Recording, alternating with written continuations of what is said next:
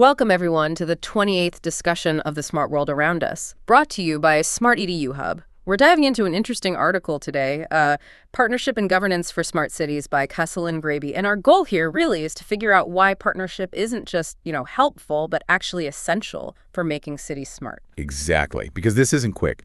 We're talking, 10, maybe even 20 years for this kind of transformation.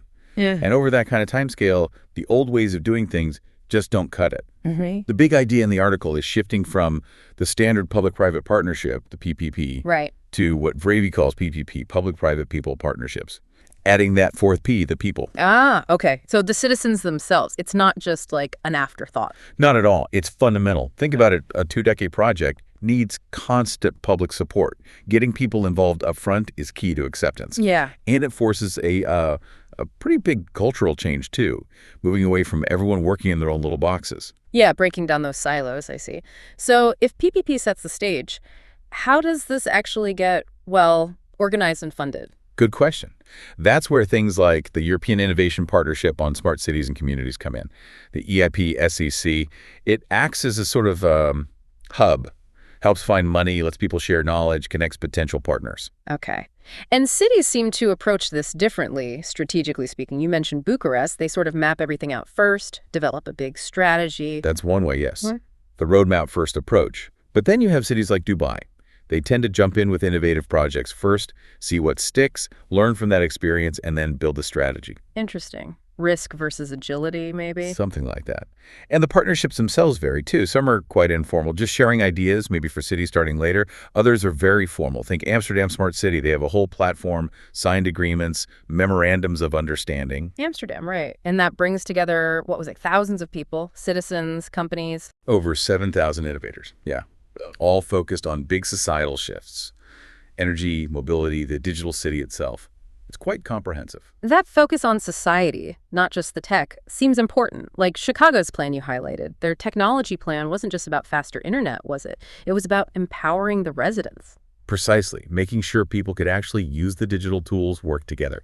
That's what makes a city smart, not just the infrastructure. And we see real results from this collaborative approach, right? Like EI in Romania. Yes, EI is a great example. They used the Digital Cities Challenge program, worked with European partners, developed an action plan, and ended up winning Best Smart City Project of the Year. It shows these partnerships really can deliver. But it's not always smooth sailing. The article and other research points a finger at management failure. That seems surprising. You'd think the tech would be the tricky part. You would, wouldn't you? But coordinating all these different players, public, private, citizens, it's a huge management challenge, far beyond typical city administration. That's why frameworks like City exist.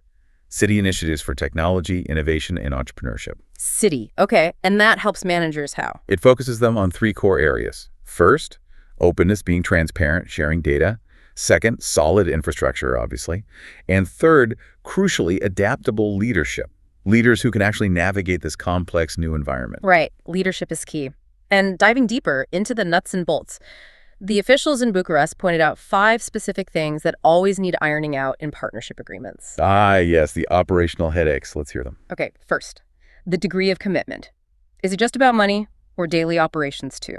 Second, a really clear leadership hierarchy. Who's actually in charge?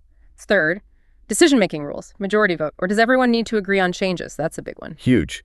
Consent versus majority can stall things fast. Fourth, liability. Who's responsible if things go wrong, or for debts? Joint responsibility is common, apparently. And finally, fifth. Enough flexibility in both management and funding, because things will change over 10 or 20 years. Those 5 points really get to the heart of making these partnerships work day to day. It's not easy. So, the big picture here is clear. Collaboration is everything. You need that shared vision to pool all the brainpower, the skills, the networks. Let's actually tackle these massive urban challenges. You need all 4 Ps, public, private, people pulling together. Absolutely. Which brings me to a final thought. You mentioned Dubai earlier. Their focus on projects first. Their city plan also heavily emphasized the experience, making Dubai the best place to live, work, visit. And they had huge tourism success. So the question for you, our listeners, is how vital is focusing on that human experience, the quality of life, maybe even over the raw technology for long-term smart city success? Something to ponder. A very important question indeed. Well, that's all the time we have for this deep dive. Thanks for joining us. Please do like and subscribe to the Smart-EDU Hub channel so you don't miss our future discussions. Stay smart with Smart-EDU Hub. And remember, you can find a link to Castellan Vrabe's article in the description below.